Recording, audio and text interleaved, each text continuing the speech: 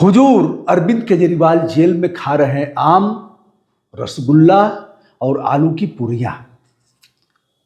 Jail में तो हैं, किंतु भोजन इनके घर से आता है और भोजन में ऐसे ऐसे पकवान आते हैं जिससे शुगर लेवल बढ़े। अरविंद केजरीवाल वही सब भोजन खा रहे हैं हुजूर, इसलिए कि उनका शुगर लेवल बढ़ जाए और इस आधार पर उन्हें जमानत मिल जाए। इस आशय की सुनवाई आज कोर्ट में हो रही थी। यह कोर्ट है राउज एवेन्यू और जिसकी स्पेशल जज हैं कावेरी बावेजा।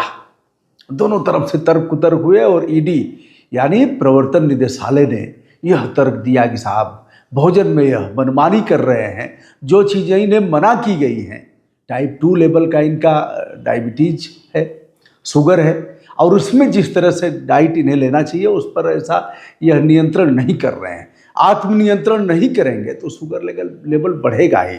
हुजूर ऐसा इसलिए कर रहे हैं कि एक तो घर से भोजन आ रहा है, भोजन में जैसा चाह रहे हैं मंगवा रहे हैं, और फिर शुगर लेवल बढ़ेगा तो जमानत मिलेगी। हुजूर हम ऐसे नहीं कर रहे हैं। देखिए यह जेल का चार्ट भी हमने मंगाया है, जो भोजन का चार्ट है उसे हमने पेश किया है। ईडी के वकील हैं जोहेब हुसैन, उनका तर्क था, और केजरीवाल के अधिवक्ता हैं विवेक जैन, जिन्होंने कोर्ट में केजरीवाल की तरफ से पक्ष रखा। आप सभी इस बात से विज्ञ हैं कि 18 दिन से केजरीवाल तिहाड़ जेल में हैं और जेल से ही सरकार चला रहे हैं। अभी तक यह मामला एक तरह से विवादित बना हुआ है।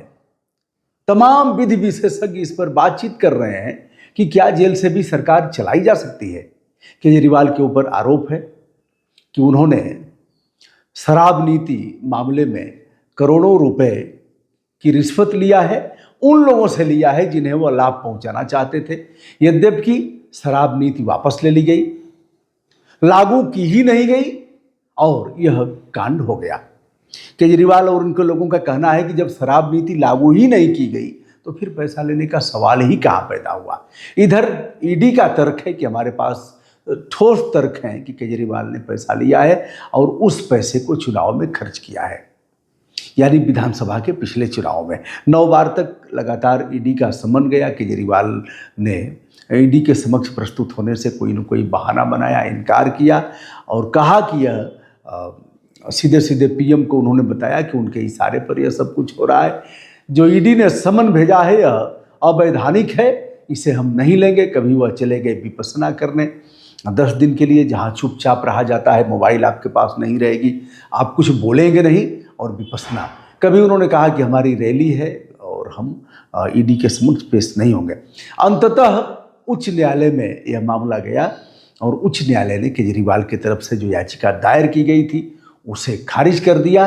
अंत में ईडी ने केजरीवाल को अरेस्ट किया, पहले हिरासत में लिया और बाद में न्यायिक हिरासत में लेकर के इन्हें जेल भेज दिया, पूछताछ किया और न्यायालय ने ईडी को दिया पूछताछ के लिए।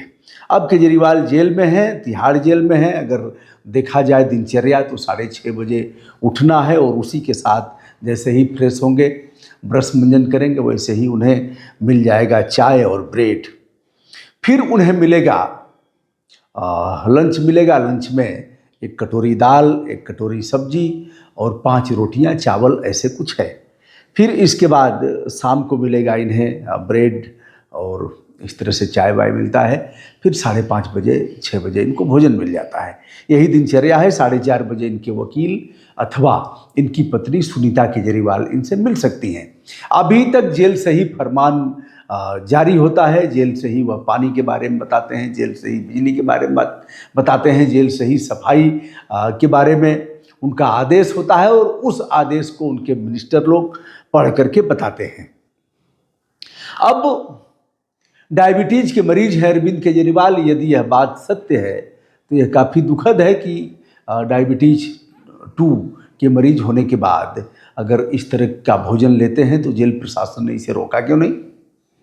हालांकि जेल प्रशासन के जो डीजी हैं उनका यह कहना है कि केजरीवाल का स्वास्थ्य तो काफ़ी ठीक है, सुबह उठते हैं तो योगा करते हैं, व्यायाम करते हैं और उनकी दिनचर्या काफ़ी व्यवस्थित है, खूब स्वस्थ हैं, कोई दिक्कत नहीं है।